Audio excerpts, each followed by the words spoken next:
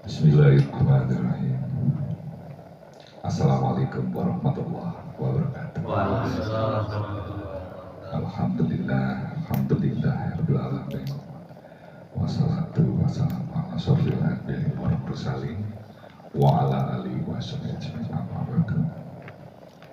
Bapak-bapak, ibu-ibu yang kami hormati, terima kasih atas jamuannya, pertemuannya Bapak Sohibul Baik, Bapak Kiai Mustolih, dan bapak-bapak semuanya. Perkenalkan, nama saya Muhammad Riza Arustiawan, Pak. Biasa dipanggil Riza. Dan tempat tinggal saya di Adipala. Kebetulan saya aslinya Purwokerto, di Jalan Pemuda samping Ananda, tetapi saya dapat istri di Adipala. Mungkin ada bapak-bapak yang punya keluarga di Adipala, ya. Saya kebetulan di belakang pasar Adipala persis.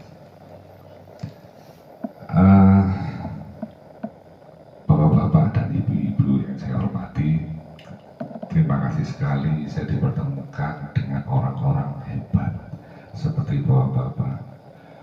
Memang sementara waktu itu saya belum mengenal apa yang namanya terapi, bahkan sekiranya alat-alat terapi. Akan tetapi saya belajar dari keluarga saya yang bertahun-tahun silaturahim ke medis, Pak. Seperti itu.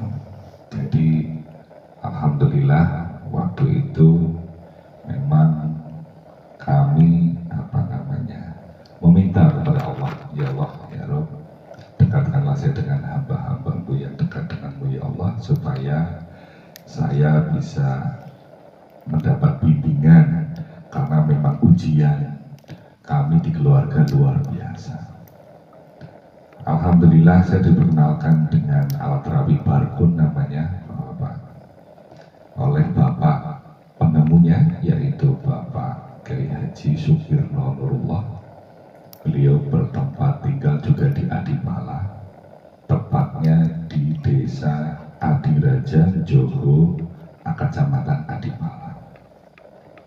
Memang waktu itu alhamdulillah Pak Kiai Sukirno dengan Pak Soleh datang ke tempat saya memperkenalkan Barkun. Mungkin ini jawaban saya selama ini bertahun-tahun bagaimana caranya saya memiliki wasilah, Pak. Karena sama sekali saya mohon maaf mungkin agak jauh dengan Allah, makanya ujian saya waktu itu betul-betul di luar biasa.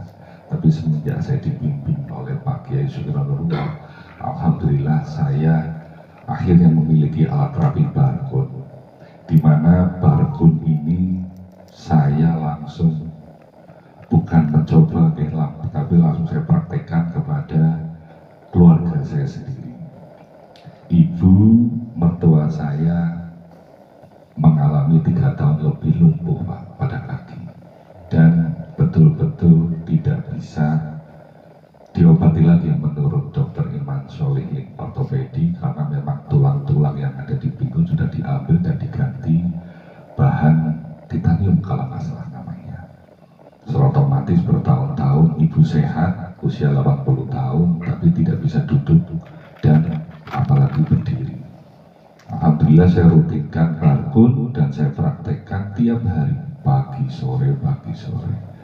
Alhamdulillah atas izin Allah, ibu saya bisa duduk dan 30 hari selanjutnya ibu saya bisa jalan. Ini yang membuat saya luar biasa sekali. Kenapa? Karena Allah betul-betul memberikan kesembuhan kepada ibu saya.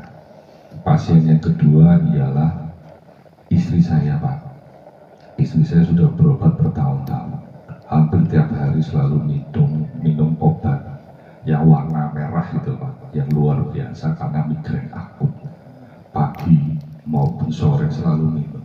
Sudah berobat di mana-mana dan sudah menggunakan apapun, Allah belum memberi kesembuhan kepada istri saya. Dan alhamdulillah saya rutinkan terapi migrain akut sehari 2 hari, alhamdulillah istri saya sudah tidak menyentuh obat kimia lagi. Dan pasien yang ketiga, saya 18 tahun Pak, selalu rutin di medis, yaitu anak berkebutuhan khusus. Anak saya pertama mengidap virus CMV pada otak anak saya, jadi memang hiperaktif Pak. Nah, dari tahun 2005, alhamdulillah atas izin Allah, dengan hiperaktif tersebut saya jadi menambah wawasan Pak. Saya bertemu dengan dokter-dokter manapun, ahli-ahli terapis manapun. Karena apa? Bagaimana caranya virus CMV yang ada di otak anak saya itu minimal berkurang lah. Karena apa? Karena aktifnya luar biasa. Kalau marah dikit, non sewu, yang di atas meja pasti ludes semuanya. Alhamdulillah atas izin Allah, setelah itu saya tak rutinkan terapi barcode di bagian kepalanya, karena kalau Down syndrome bagian kepala pasti panas terus Pak. Itu bahkan pernah kalau misalnya anak saya panas itu kadang 41, 40, 41 itu sudah biasa. Karena kalau kondisinya sehat, panasnya itu 36, 37 Pak. Itu seperti itu. Dan alhamdulillah atas izin Allah saya rutinkan terapi. Akhirnya virus CMV dinyatakan oleh dokter sudah tidak ada, dan aktivitas anak saya tidak seperti sebelumnya. Kalau dulu emosinya labil, saat ini alhamdulillah stabil, mau sholat jamaah, bahkan sholat sendiri, bahkan bisa masak, bisa nyapu, bisa ngepel, bahkan kalau ada tamu beliau bisa memperkenalkan diri sekolah di mana, seperti itu. Alhamdulillah kemarin sudah dapat kelulusan dari SMA LB Negeri Jalan Ketapang Cilacap. Nah, itu saya memiliki sejarah awal mula saya memiliki barcode langsung dari Pak Kiai Sugeng Nurullah tahun 2001. Dan pasien yang keempat, sebetulnya ada 4 Pak, yaitu saya sendiri. Saya mengidap penyakit yang sedang luar biasa waktu itu, yaitu penyakit gangguan finansial Pak.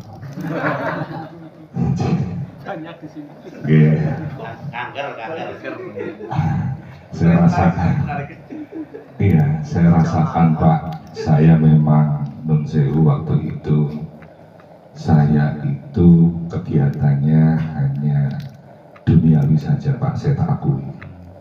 Saya lebih baik mengakui apa adanya. Saya kontraktor, saya bikin properti, di mana posisinya saat itu dalam hitungan hari rekening saya zero Pak, karena saya harus menggantikan semua pekerjaan subkon dan saya harus membayar semuanya. Zamannya waktu pembuatan proyek terbesar di Purworejo, Kutoarjo, Kandang Domba, itu yang saya luar biasa. Tapi alhamdulillah direkturnya udah masuk sekolah. Itu pengalaman saya Pak, mungkin Bapak pernah dengar ya. Dan alhamdulillah malam ini saya akan perkenalkan, mungkin Bapak sudah pernah dengar yang namanya terapi barcode ya. Jadi barcode unik Pak, mungkin Bapak juga sudah mengenal, tapi mungkin namanya bukan barcode. Ini barcode diambil dari surat Al-Baqarah ayat 19 sampai ayat 20. Barcode artinya kilat atau petir yang menyambar-nyambar. Dan ada juga di surat Ar-Rod ayat 12, serta diambil juga barcode di surat Ar-Rum ayat 24. Jujur saja, saya lebih jujur apa adanya karena memang saya jarang buka Al-Quran Pak. Jadi setelah saya buka, oh iya barcode ada. Dan medianya ini sebagian dari anggota sapi Pak. Gitu. Tentunya sapi yang dimaksud oleh Pak Kiai Sugeng Nurullah adalah sapi kurban, di mana per kabupaten kalau dikumpulkan itu hampir 2 ton. Dan kalau 2 ton itu bisa menghasilkan hampir ribuan barcode. Dan medianya ini sebagian dari anggota sapi, itu pun jadi dikasih tahu oleh Pak Kiai Sugeng Nurullah, yaitu tanduk sapi kurban. Ada juga di surat Al-Baqarah ayat 73, di mana Pak Kiai waktu itu menjelaskan, Pak Riza tolong dipelajari bahwasanya di ayat surat Al-Baqarah ayat 73 ini yang berbunyi Bismillahirrahmanirrahim, faqul nadribu bibadiha kadalika yuhillahul mauta wa yurikum ayatim la'alakum taqilun. Allah berfirman, pukullah mayat itu dengan sebagian anggota sapi. Demikian cara Allah menghidupkan orang yang telah mati. Itu adalah tanda-tanda kebesaran agar kita mengerti. Jadi menurut Pak Kiai Sugiono Nurullah, mati di sini multitafsir, Pak. Bisa juga mati syarafnya, mati ototnya, mati tulangnya, mati sumsumnya, mati sel darahnya, mati kulitnya, mati rambutnya, mati hatinya, mati rezekinya, mati sedulurannya, mati ucapannya, mati dagangan. Itu banyak sekali. Jadi memang saya sedang mengalami mati waktu itu, Pak, saya akui. Dagangan saya ada banyak, ada salon, ada rias, ada bibit, ada pupuk, ada bajak, ngapunten, mati, Pak. Saya nggak ngerti, mungkin tindak tanduk saya. Nah, alhamdulillah semenjak saya kawin Barkun, saya praktekkan di keluarga, alhamdulillah banyak menciptakan perubahan. Jadi kalau sembuh itu milik Allah. Makanya saya perkenalkan kepada khalayak ramai masyarakat. Tentunya rumah saya di belakang pasar, entah siapapun yang ada di belakang pasar, entah itu tukang becak, bakul berambang, bakul minyak, bakul apapun, saya praktekkan. Karena apa? Semenjak ada beberapa orang kok jalannya pincang, tangannya nggak bisa angkat, saya nyari jam terbang saja, Pak. Jadi metode di sini ialah ada 3. Barkun itu dari luar. Ciri-cirinya barkun itu ada tulisan barkun, Pak, dan kode perusahaan. Nah, ini barkun saya seperti ini, tidak ada yang sama, semuanya berbeda, dan di dalam dus ini juga tidak ada yang sama coraknya. Tetapi bentuknya kita sudah buat hak paten, Pak, di Kementerian Hukum dan HAM. Bentuknya sama. Jadi metodenya ada 3. Pertama yaitu barkun dari luar. Tentunya cara penggunanya sederhana, setelah digosok-gosokkan langsung kita pukulkan, mengikuti apa perintahnya Allah, pukullah. Jadi lakukan pukullah. Alhamdulillah, Pak, banyak sekali yang menciptakan perubahan di sini. Pertama, bisa juga melancarkan peredaran darah dalam hitungan detik. Yang kedua, tentunya memperbaharui sel-sel yang telah mati dan membuyarkan pembaharuan perweketan sampai gumpalan-gumpalan darah dalam hitungan detik, Pak, apabila yang terlewati dengan barkun. Itu dengan metode barkun dari luar. Yang kedua, metode pengobatan kita yaitu adanya enzim, Pak. Ini tidak ada di pasaran, hanya Pak Kiai Sugiono Nurullah yang membuat. Dan kita mengikuti BPOM sesuai dengan aturan pemerintah, makanya Pak Kiai yang membuat. Sementara pabriknya dengan fermentasi proses dingin, Pak, ada pabriknya di Surakarta. Dan yang ketiga, pengobatan kami di sini juga ada kuncinya, Pak, ada doanya. Namanya Ismul A'dham. Tapi menurut Pak Kiai Sugiono Nurullah, yang akan diberikan atau yang diijazahkan yaitu kuncinya Ismul A'dham. Seperti itu. Jadi untuk mendapatkan, misalkan Pak Riza, saya sudah punya barkun tapi saya punya kunci sendiri, monggo, Pak. Jadi hanya yang mau saja. Tapi ada juga yang banyak meminta. Pak Riza, gimana caranya untuk mendapatkan kuncinya Ismul A'dham? Oh, itu dengan difoto KTP, Pak, dengan barkunnya. Setelah difoto, kirim ke beliau, lalu ada formatnya. Biasanya saya membuat formatnya, yaitu untuk meminta zikir amalan kuncinya Ismul A'dham. Memang tidak panjang, Pak, pendek, tetapi tidak bisa saya ucapkan karena emosi. Nah, itulah yang luar biasa. Kenapa? Karena tentunya menurut Pak Kiai ini sudah diceritakan katanya dari mulai kalau nggak salah Nabi Musa, Pak alaihissalam. Nabi Musa dikaruniai oleh Allah mukjizat dan keajaibannya menghidupkan orang yang telah mati dengan sebagian anggota sapi. Tentunya pasti ada doanya, Pak. Nah, doanya tersebut mohon maaf informasinya tidak ada di Al-Quran. Tentunya Pak Kiai sendiri mencarinya yang luar biasa, katanya bertahun-tahun untuk sampai beliau ada di alam nurullah, katanya untuk mengambil kuncinya itu. Jadi memang bagi yang mau untuk mendapatkan kuncinya Ismul A'dham hanya seperti itu, sederhana. Jadi tinggal mau memfoto KTP. Kalau sih nggak mau pakai hanya KTP dengan barcode-nya dan formatnya.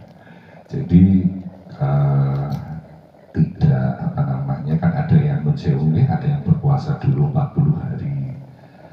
kados almarhum Bapak Kiai Abu Yadim Yati Banda 40 hari harus puasa baru dijasakan.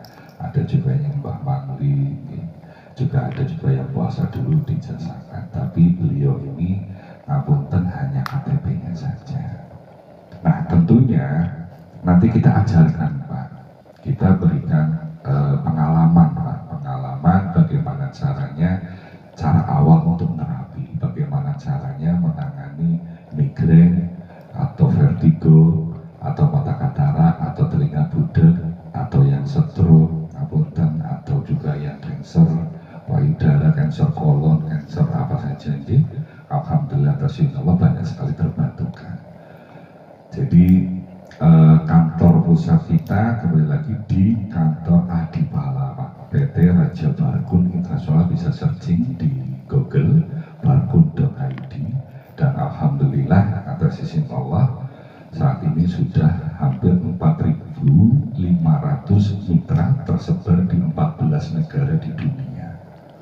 Mohon maaf baru kami perkenalkan di Banyumas karena memang waktu itu ternyata ada yang cepat, mau nggak mau kita fokus di kota-kota waktu itu. Dan alhamdulillah atas izin Allah kami dipertemukan dengan Pak Kiai Abdul Qadir dan Panjenengan. Ini tentunya akan mempercepat kita syiar ayat Allah, syiar Barkun yang luar biasa tentunya, dan insya Allah akan menjadikan diri kita mendapatkan pahala amal jariah dan sebagainya. Dan memang kenapa saya katakan saya alhamdulillah sembuh Pak dari penyakit gangguan finansial, karena saya waktu itu memiliki hutang di atas 1 meter Pak. Jadi saya memiliki hutang di atas 1 meter, hampir 2 malah. Alhamdulillah saya hanya membantu dan menolong saja masyarakat yang membutuhkan. Alhamdulillah Pak, dari doa-doa kaum-kaum duafa, kaum-kaum anak yatim atau apapun itu yang saya butuhkan, yang membuat ibu saya jadi bisa duduk lagi juga dorongan, dukungan dari masyarakat yang mohon maaf tentunya yang tadi dikatakan minus atau apa, itu yang saya butuhkan doa-doa itu waktu itu. Dan alhamdulillah saya perkenalkan pada masyarakat, tentunya banyak juga yang sembuh sehat Pak. Itu seperti itu, tentunya dengan penyakit lahiriah dan penyakit batiniah dan finansial. Memang sistem kami ada Pak, jadi perusahaan juga menyediakan sistem namanya, tapi ngapunten nggih sanes MLM yang harus cari-cari orang terus, itu tidak. Tetapi fungsinya di sini adalah syiar, apa yang dikatakan Pak Kiai tadi, sampaikan ayat-ayat Allah kepada masyarakat tentunya, akhirnya masyarakat tahu dasarnya ada, pokoknya ada, bahkan perintahnya Allah ada di surat Al-Mudaththir ayat 3 yang berbunyi warabbaka fakabir, dan Tuhanmu agungkanlah. Bagaimana caranya untuk mengagungkan Allah? Pak Kiai menyarankan dengan kuncinya Ismul A'dzam, yaitu asma Allah yang paling agung, dan selalu agung-agungkan Allah. Tentunya Allah akan mengagungkan kita dengan kita dekat kepada Allah. Tentunya Allah dekat dengan kita, dan bisa kita berlari kepada Allah, Allah akan berlari mengejar kita. Makanya barang siapa yang berdoa menurut para kiai diawali Ismul A'dzam, maka Allah akan mengabulkan doa hambanya hitungan detik. Saya dengarnya malah dari ketua Tibun Nabawi Asia, dan ada juga yang Tibun Nabawi Kairo Mesir yang sudah pada rawuh ke kantor, dan saya juga baru tahu dari Imam Masjid Agung Sultan Hasan Al-Bolkiah dari Brunei Darussalam, beliau juga hadir ke kantor, dan ada juga alim ulama yang dari Pakistan juga hadir ke kantor, dan ada juga dari perwakilan Jeddah, Medina, karena banyak sekali jamaah-jamaah yang kita bekali dengan Barkun. Jangan sampai ada yang ketinggalan jamaahnya di saat ibadah, apalagi ada kesulitan mengenai syaraf, gangguan tulang atau apapun di saat beribadah. Dan tentunya kalau misalnya kita bicara nunsewungik atau kanker atau mungkin finansial, itu secara otomatis Pak, dengan memberikan informasi saja atau menyarankan masyarakat untuk memiliki alat terapi Barkun, itu sudah otomatis tentunya ada tanda terima kasih dari perusahaan. Seperti itu. Jadi dengan adanya kita syiar, sebelum kita terapi, biasanya kita talqin dulu Pak kalau di kami. Kenapa bahasa ditalkin? Tentunya ada yang mati Pak, yaitu bisa juga tangannya, kakinya, pendengarannya, hidungnya, organnya, itu seperti itu. Jadi apabila ada perubahan, Pak Bu, mau kan kagum bangun, biasanya saya kayak gitu. Oh mau, kalau ada perubahan, kita ajak salaman, yaudah kita pasrahkan pada Allah, kita terapi saja. Yang belum bisa angkat, alhamdulillah perlahan sudah mulai bisa angkat. Yang bahkan ada juga yang langsung, makanya nun sewu, kalau misalnya kami ditanya, Pak Riza, istri saya stroke bisa sembuh nggak? Saya jawab tidak bisa, atau saya nggak tahu. Gitu. Loh, kenapa Pak Riza udah jauh-jauh sampai ke Jogja, ke Solo, ke Semarang, kok istri saya nggak bisa sembuh? Karena yang menyembuhkan hanya Allah. Tapi kalau Bapak berkenan untuk berikhtiar, ya monggo saya siap. Kalau ada perubahan, mau Bapak gangguan bangun, mau Pak, baik. Kalau misalnya mau, tentunya kita ajak salaman, setelah itu udah diserahkan sama Allah. Nah, dari gangguan stroke ini apa nih yang masalah? Contoh tangan kanan, stroke kanan, tentunya belum bisa mengangkat, jarinya pun disenggol pun dia diam. Kaki kanan biasanya juga sama, mati diam. Saya hanya minta sama Allah, ya Allah ya Rabb, setelah baca kuncinya, ya Allah ya Rabb, keluarkanlah dan sembuhkanlah ya Allah yang di dalam tubuhnya fulan bin fulan yang mengganggu beliau menjadi sakit, aktifkanlah, hidupkanlah ya Allah atas ridho dan isimu, amin. Ya sudah, saya terapi saja. Biasanya saya fokus di bagian mana dulu, tangan dulu kah atau kaki kah? Itu seperti itu. Kenapa? Karena tentunya kita cari perubahannya paling cepat. Biasanya mintanya di bagian tangan. Dia kepengen tangannya ini gerak Pak, karena sudah berbulan-bulan belum bisa gerak. Alhamdulillah kami juga punya videonya juga, karena before afternya kita juga videokan. Nah setelah terapi, alhamdulillah pelan-pelan dia sudah mulai ngangkat. Itu seperti itu. Dan kelanjutannya bapaknya sendiri yang harus terapi. Kenapa? Barcode ini harus digosokkan kepada pasien pagi sore kalau bisa. Supaya apa? Supaya satu, memperbarui sel-sel yang telah mati. Yang kedua, menghasilkan oksigen Pak dengan cepat, karena setelah diterapi pori-porinya buka. Makanya setelah di saat diterapi usahakan jangan sampai ada AC, jangan sampai ada kipas angin, dan kalau bisa memang jangan di angin yang besar atau di luar.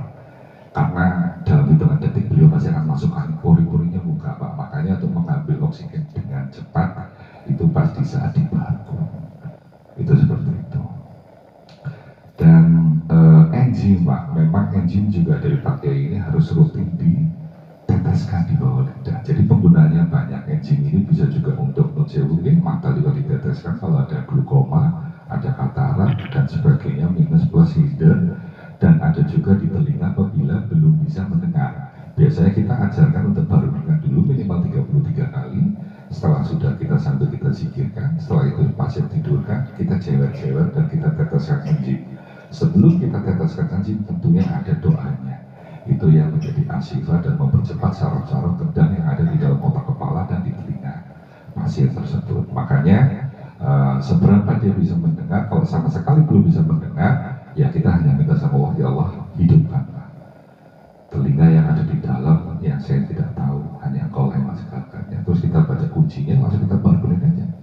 Alhamdulillah terus ya Allah banyak sekali puluhan yang hanya terbantukan karena setelah 30 menit beliau suruh duduk, beliau langsung pelan-pelan bisa mendengarkan. Dan ada juga testimoni yang sekiranya anak kecil 2,5 tahun stroke, ada juga yang 5 tahun stroke, 8 tahun stroke, 12 tahun stroke. Apabila kita terapi, before-nya kita liatin, kita videokan, oh seperti ini. Bisa sembuh nggak Pak Riza? Saya nggak tahu Bu. Tapi kalau ada perubahan, gangguan bangun turun. Gitu. Berapa maharnya Pak Riza? Murah Bu. Cuman 1.700 kayak gitu. Jadi panjenengan bisa menjadi dokter keluarga dan terapis mandiri di rumah. Jadi pada intinya di sini bahwa Pak, kita hanya menginfokan saja kepada masyarakat tentunya, dan biasanya masyarakat pasti akan mencoba dulu. Ada yang offline, ada yang online. Kalau offline itu biasanya Pak Riza, saya coba dulu deh, seperti apa? Ibu keluhannya apa? Saya nengoknya sakit nih, gitu. Oh, gitu, apa boleh? Saya tangannya agak pegel ke belakang, nggak bisa. Oke, keistimewaan Barcode di sini kalau menurut saya Nun Sewu itu diterapi bebas, tidak membuka apapun. Kalau pakai jilbab Jadi pakai jilbab, tetap gosok paling 5 menit, 10 menit. Seperti itu. Biasanya kalau yang paling lama 30 menit itu yang stroke. Itu yang biasanya lama dan lumpuh. Itu seperti itu agak lama. Biasanya berapa kali lah, hanya Allah yang tahu. Tapi tentunya penyakit yang kayak tadi, saraf yang seperti ini kita fokuskan di mana dulu. Misalkan yang belum bisa nengok, biasanya kita video dulu, Bu, coba seperti apa, tengok sakit Pak. Oke, tangannya nggak bisa, oke, syafaqillah ya Allah, mugi-mugi panjenengan dimampukan oleh Allah untuk memiliki alat terapi baru gitu. Ya udah kita salaman, setelah itu kita terapi, tek. Coba seberapa, alhamdulillah bisa nengok. Coba seberapa lagi tangannya, pelan-pelan, oke. Hanya gosok-gosokin aja, kita pasrah kepada Allah. Tapi tentunya dengan kuncinya Ismul Adzam yang diberikan oleh Pak Kiai tersebut, betul-betul apa yang hajat kita, apa yang kita minta, alhamdulillah, insya Allah Allah akan mengabulkan doa-doa kita. Makanya di saat saya mengalami gangguan penyakit finansial, hampir 2 meter ini, alhamdulillah sembuh dalam tempo 2 tahun. Nah sekarang saya mau usaha apa lagi, karena kondisinya saya luar biasa, yang betul-betul cepat. Ada aja jalannya. Kenapa? Karena setelah aset-aset saya lepas, saya sama sekali nggak ada wawasan apa-apa. Bahkan anak saya harusnya berobat, tapi hanya kita tidak bawa ke rumah sakit. Ibu saya harusnya berobat karena tidak ada biaya. Tapi alhamdulillah jawaban dari doa-doa keluarga dikabulkan. Saya suruh memiliki barcode bersama Pak Kiai. Pak Riza ini sebagai wasilah, tentunya panjenengan silahkan praktekkan untuk diterapi kepada pihak keluarga. Tapi nanti kalau sudah ada mulai perubahan, segera panjenengan tolong masyarakat siapapun. Tentunya dengan panjenengan rutin menolong orang lain, panjenengan ditolong oleh Allah. Dan jangan berpikir tentang uang lagi, tapi berpikirlah Anda betul-betul bagaimana cara selalu mengagung-agungkan Allah, supaya apa aja kita dikabulkan oleh Allah. Itu seperti itu. Nah, untuk selanjutnya mengenai harga. Jadi memang harga di sini murah Pak, saya lebih itu saya kedapatnya apa saja. Pertama, dapat pelatihan cara terapi cepat Pak. Itu seperti itu. Jadi kita berikan pelatihan, biasanya kita live. Live dalam arti ada nggak yang sakit di RT Bapak, ada stroke. Baik kalau bisa panggilkan, kita langsung live. Karena hanya 5% teori, 90-95% praktek. Itu seperti itu. Nah, setelah sekiranya ada perubahan kan, walaupun dia baru, dia kan bingung. Tapi memang harus kita praktekkan, harus kita dampingi, harus kita bimbing, harus kita bina. Karena apa? Karena jujur aja saya juga awal mula juga nggak ngerti apa-apa karena saya bukan dunia terapis. Tapi setelah saya rutin untuk terapikan, banyak sekali keunikan Pak di lapangan. Kenapa?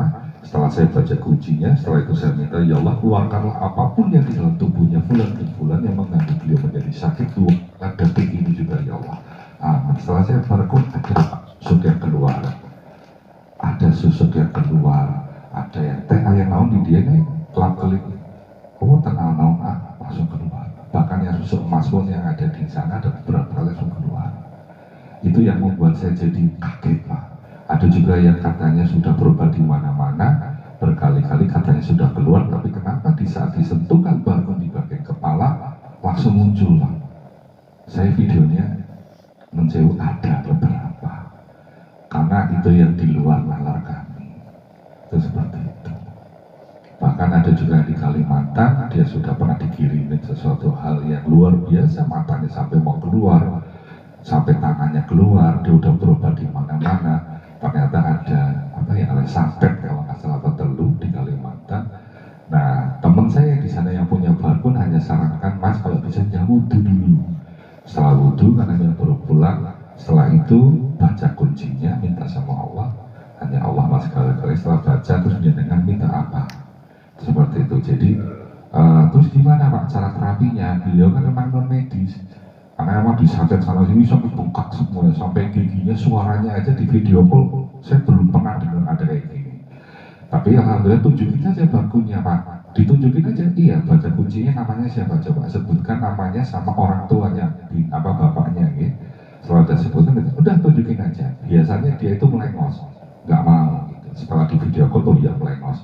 Coba diarahkan lagi ke mukanya, melengos lagi. Udah pegang rambutnya, langsung barcode. Baik Pak, HP-nya pegangin, langsung pegang rambutnya, barcode jeret. Alhamdulillah 5 detik langsung dia lemes. Alhamdulillah. Jadi mungkin ada makhluknya Allah, kalau menurut saya itu yang di dalamnya tentunya sangat luar biasa. Tapi setelah dibarengkan dia jerit, kayak gitu langsung dia lemas. Itu seperti itu Pak. Jadi sifatnya bargun di sini tidak membunuh, tidak membakar, tidak menyakiti makhluk Allah, hanya mengusir ya. Jadi itu seperti itu. Nah, ciri-ciri nanti kelihatan biasanya di saat kita bargun ada sesuatu nyerangnya ke bargun Pak, bukan ke kita. Karena kadang dia udah merasa nyaman di dalam tubuhnya, mungkin di sel darah atau sel tulang apa di mana, tetapi di saat kita bargun kan itu akan kena semuanya. Makanya tiba-tiba kok bargunnya jatuh, ya udah kita positif thinking aja, udah kita lanjutin aja. Itu seperti itu. Ciri-cirinya katanya kalau misalkan ada makhluknya Allah itu rasanya kayak jilat-jilat Pak. Waktu itu saya bargun Bu Jenderal di Keraton Yogyakarta, karena waktu itu saya diundang di Keraton. Itu ada beberapa orang yang saya bargun cuma dilus-lus saja, tapi rasanya seperti kayak disilet-silet Pak. Rasanya kayak dibelah-belah sampai dia minta berhenti Pak, saya berhenti. Langsung saya pindah ke geser badannya. Namun itu, oh kayak disilet-silet, akhirnya saya kembali lagi, alhamdulillah sudah. Lah inilah panas, lama kelamaan, lah inilah anget, lah lama-lama ini adem. Setelah saya bangun pelan saja seperti ini, alhamdulillah. Kok beliau mengatakan, kok saya langsung tanya ya Pak Riza ada apa ya? Wah saya nggak tahu tuh. Saya tugas di sini adalah hanya nerapi ibu saja. Itu seperti itu. Dan tentunya satu pelatihan, keduanya dapat barcode-nya, yang ketiga engine-nya, yang keempat ada peluang usahanya. Peluang usahanya seperti itu. Tentunya ada sistem dari pihak perusahaan di mana ada orang yang berminat terus beli barcode yang mengajak ada tanda terima kasih dari perusahaan. Ya itu yang membuat alhamdulillah atas izin Allah saya memiliki kendaraan gerobak Pak, seperti itu. Dan itu pun juga saya awal-awal menjadi terapis, saya juga nggak ngerti, saya minta nulung, tiba-tiba saya dikasih amplop, di mana saya biasa Sabtu atau Senin saya ngasih amplop ke pengawas, ini malah saya dikasih amplop. Itu yang membuat saya jadi bingung. Saya belum pernah saya Pak.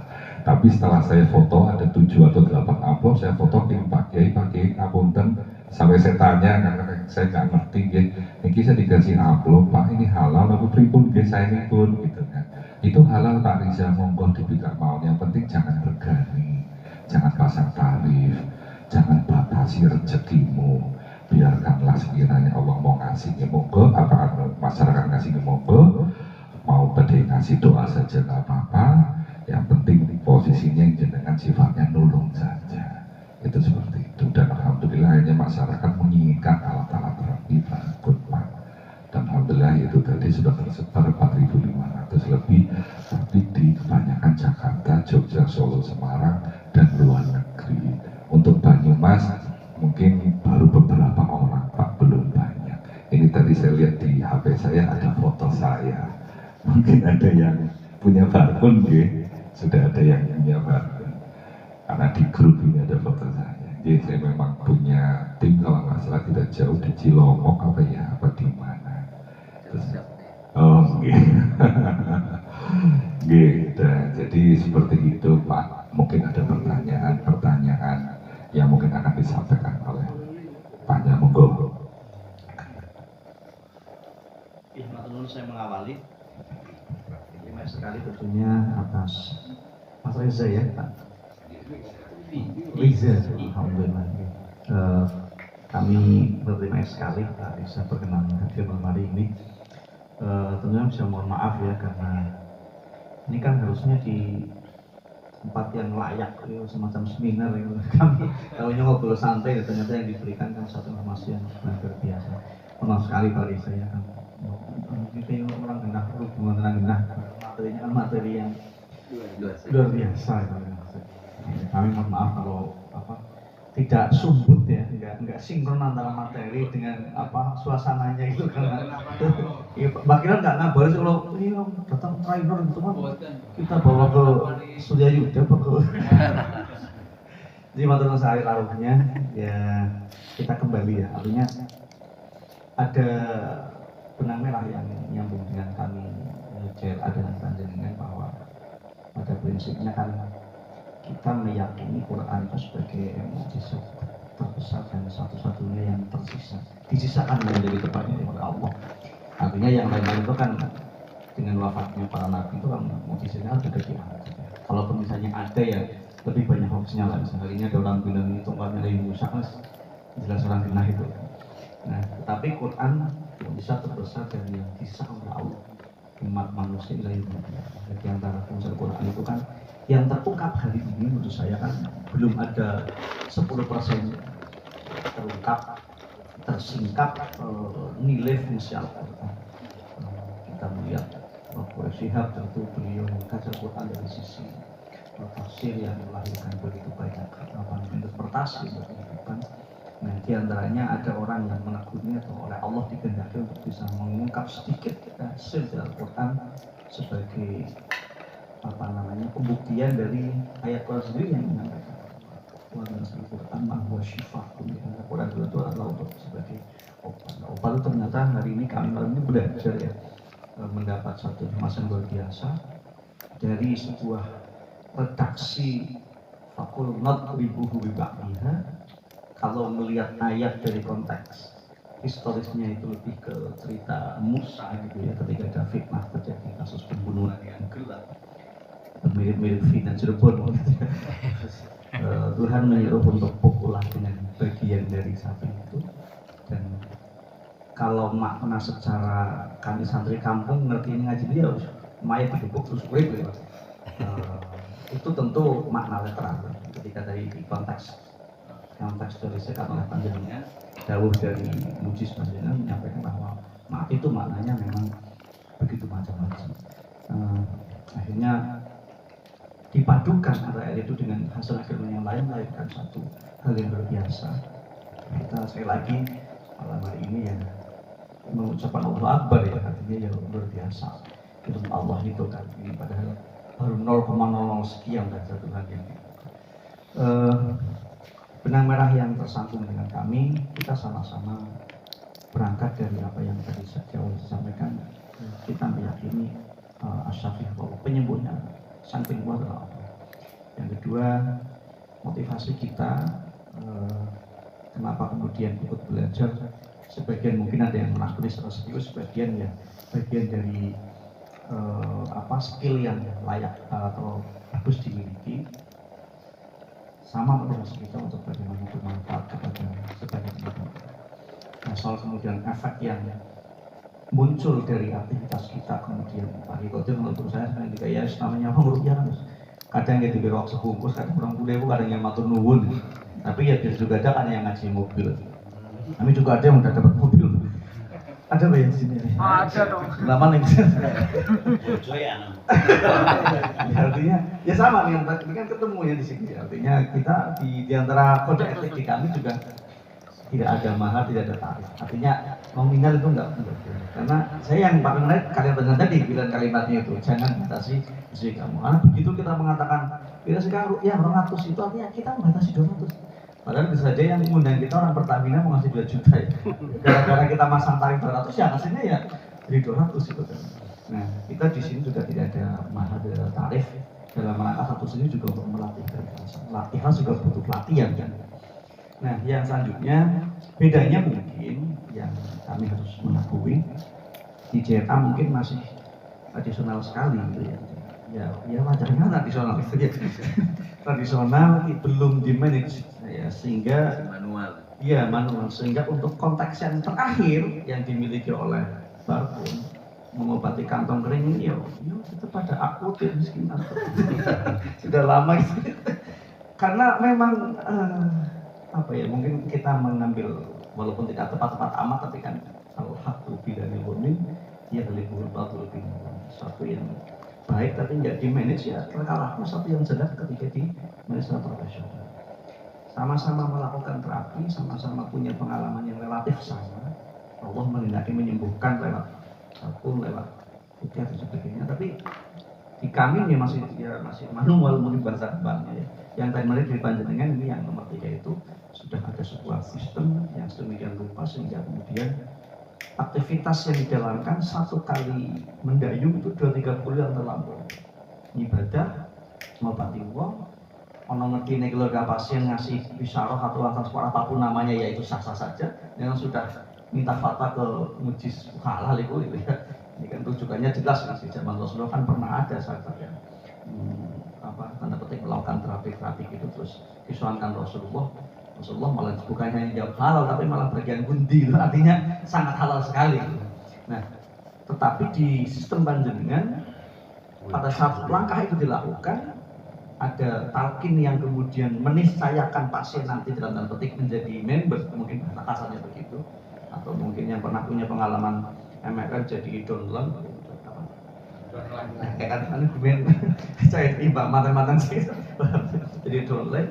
Ada sistem yang kemudian memberikan pembagian apapun dan sebagainya perusahaan yang itu kemudian secara pasti menjadi obat bagi pasien ketika kanker gitu ya. Kemudian panjenengan tadi juga punya bahkan bukan hanya tapi dari pengalaman beliau.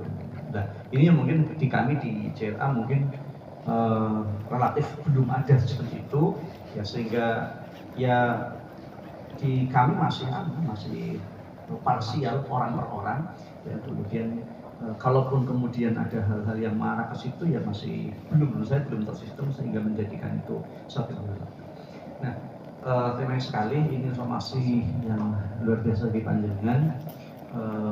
Harapan saya pribadi sebagai ketua JLA, tentu secara institusional kami ya tidak punya hak menginstruksikan ya, tetapi kami tentu secara pribadi sangat-sangat berharap nanti dari apa yang beliau sampaikan nanti bisa menjadi bagian dari kesempatan dari sahabat-sahabat kami di sini, baik secara langsung pribadi maupun juga nanti dalam rangka ikut memasyarakatkan, lagi-lagi itu kan ikut mensiarkan Al-Quran.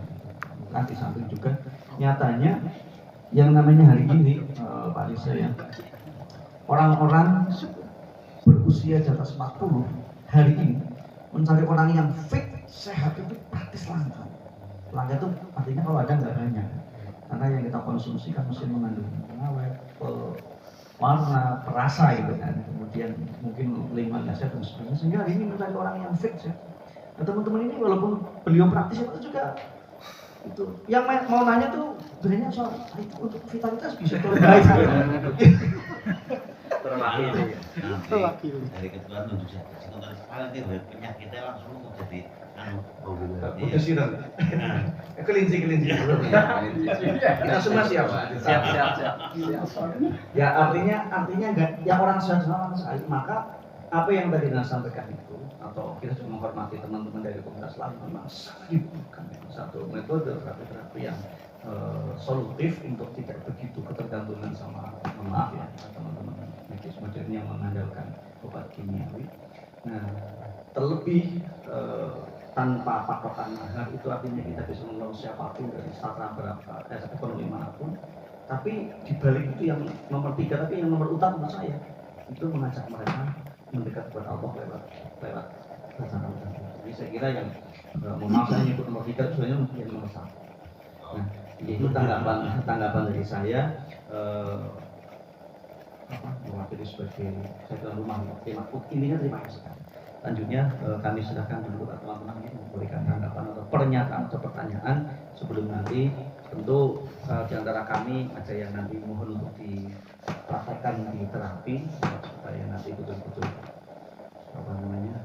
kalau prakteknya dengan ketika tadi kan ketika melakukan ini kan 30% teori yang 70% praktek atau bahkan di sini juga setelah ada beberapa informasi ini nanti juga berkenan mempraktekannya ya soal nanti mau tidak bagaimana kan ada yang kembali ke masing-masing tapi saya meyakini betul soal itu akan membuka pintu macam-macam gitu.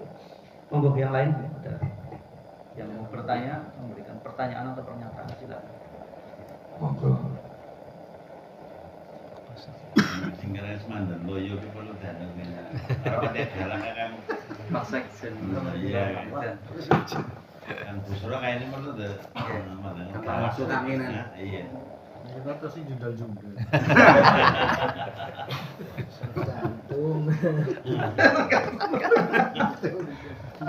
Mungkin ada yang bertanya, monggo.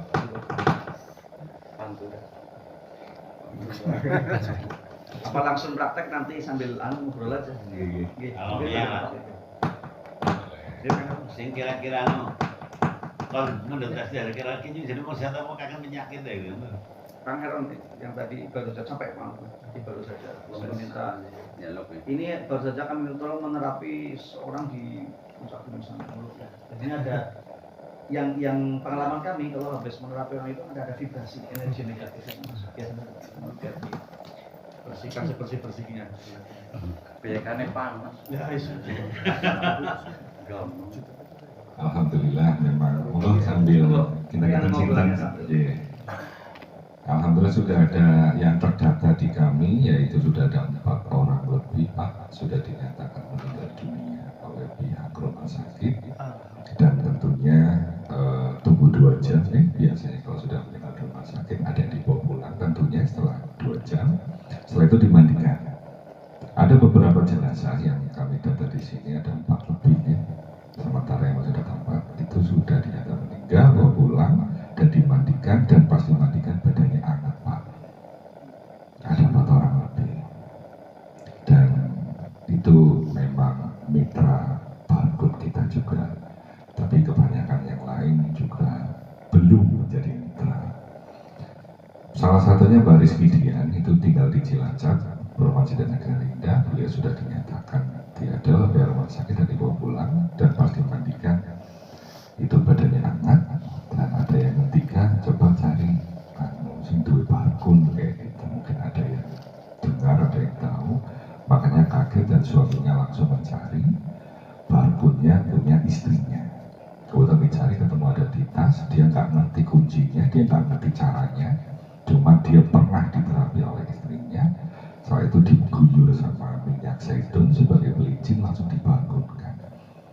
Barkunkan semuanya tidak ada kenapa. Alhamdulillah terus Allah dalam hitungan menit istrinya melek Pak sampai sekarang. Yang kedua juga ada Pak Suyono, beliau juga orang Cilacap, beliau juga tukang bangunan dan sudah dibawa pulang, tapi ternyata pas dimandikan badannya hangat.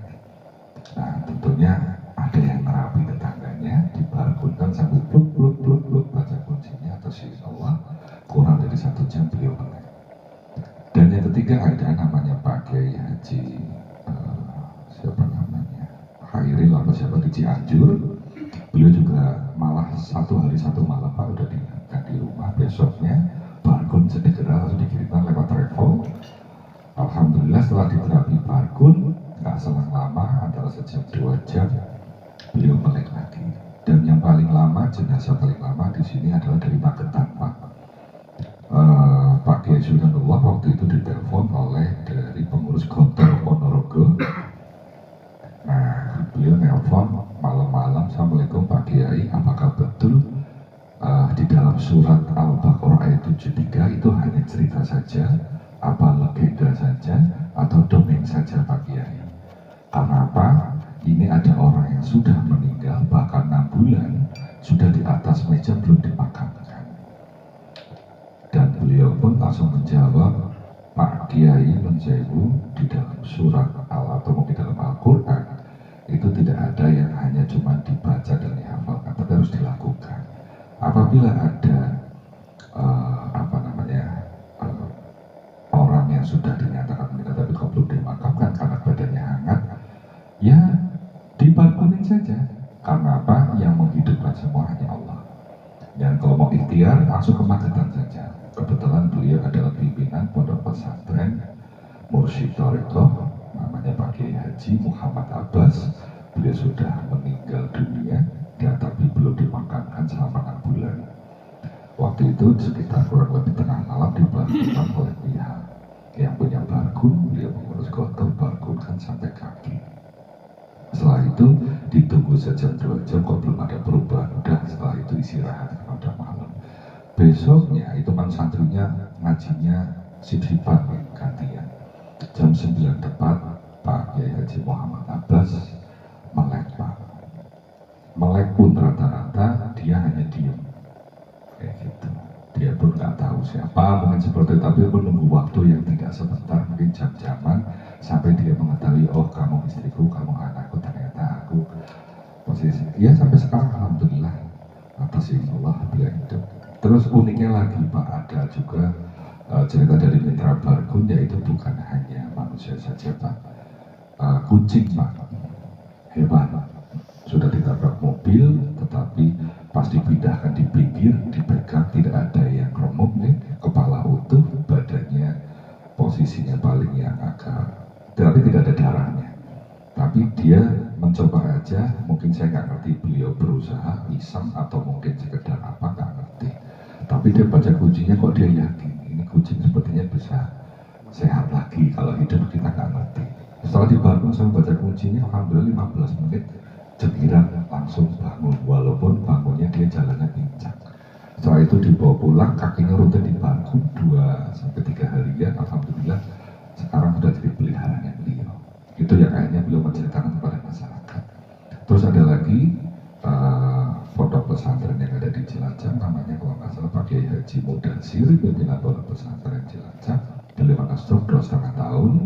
Waktu itu kita ngadakan terapi massal edukasi Bargun di Cilacap, beliau hadir, di kakinya diseret, itu sampai dipegang, kaget semuanya, loh ini kan Pak Kiai, kayak apa Pak? Saya stroke kayak gitu, udah berapa lama? 2 tahun lebih.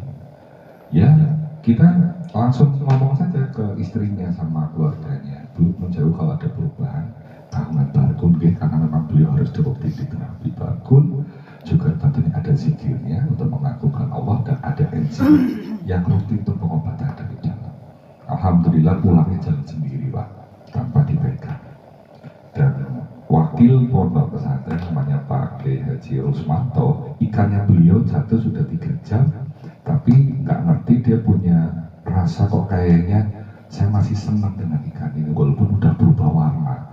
3 jam kayak apa keringnya Pak, ikan gede banget. Akhirnya Pak Kiai tersebut langsung barkunin sampai pluk. Dia berharap Allah memberikan musisya. Yang dikagetkan adalah 15 menit kok mulutnya ceplek kayak gitu, kok ada gerakan.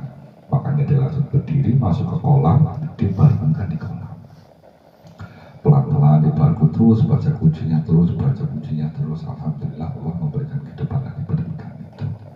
Jadi memang barkun ini menurut saya menjauh terkadang di luar nalar, karena bisa juga untuk peternakan dia untuk pertanian, perkebunan dan lain sebagainya. Kenapa seperti itu? Karena saya punya kebun Pak, saya punya perkebunan alpukat, nggak banyak memang, tapi ya lumayan bisa kena serangan ular yang masuk ke batang, itu yang membuat pohon alpukat yang masih kecil pasti banyak matinya. Apalagi masuk ke akar, itu namanya alpukat masih kecil tentunya banyak matinya. Tapi saya minta sama Pak Kiai caranya gimana ini untuk mengeluarkan ulat itu. Akhirnya saya ambilkan ember, sebelum saya masukkan ke semprotan yang 16 liter, saya keprok-keprok saja. Baca kuncinya, ya Allah ya Rob, keluarkanlah makhlukmu apapun di dalam tubuh batang pohon alpukat saya ya Allah. Hanya ridho dan izinmu ya Allah, sehatkanlah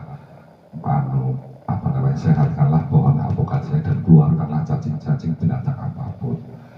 Perkara langsung saya masukin ke tangki, saya semprotkan saja. Alhamdulillah sehari 2 hari istri saya teriak-teriak karena batang alpukatnya keluar cacingnya Pak. Udah bolong, nggak ngerti masuk ke atas, nggak ngerti masuk ke bawah. Alhamdulillah sampai sekarang hidup Pak. Untuk kebul gitu, banyak banget di alpukat, putih-putih banyak, minta aku dikasih obat apapun, tetap aja datang. Bahkan saya pernah ada 1-2 pohon, saya paksa pakai obat kimia, saya sentuh malah mati Pak. Tapi ya itu tadi, saya gunakan barkun lagi, saya minta minta pada Allah untuk bagaimana caranya tanaman saya sehat. Alhamdulillah sampai sekarang sehat. Itu seperti itu. Kalau di kumpulan kelompok nanti di malam biasanya kalau kumpulan mereka ada yang tawar-tawar mengenai pupuk-pupuk gitu. Kalau saya cuma hanya memperkenalkan barkun saja. Alhamdulillah ada beberapa sawah yang hanya selamat dari hama-hama Pak. Tapi nun sewu bukannya mati, tetapi malah pindah ke sawah lain. Ketukeran malah pindah ke sawah lain, itu seperti itu. Mungkin seperti itu, monggo mau dipraktekkan. Sebentar nggih, yang mau butuh toilet silakan. Di sini. Nanti menolong. Keluhannya apa? Keluhannya apa? Kanker. Ya, kudu master lagi. Tak punah. Ada kursi kecil nggak?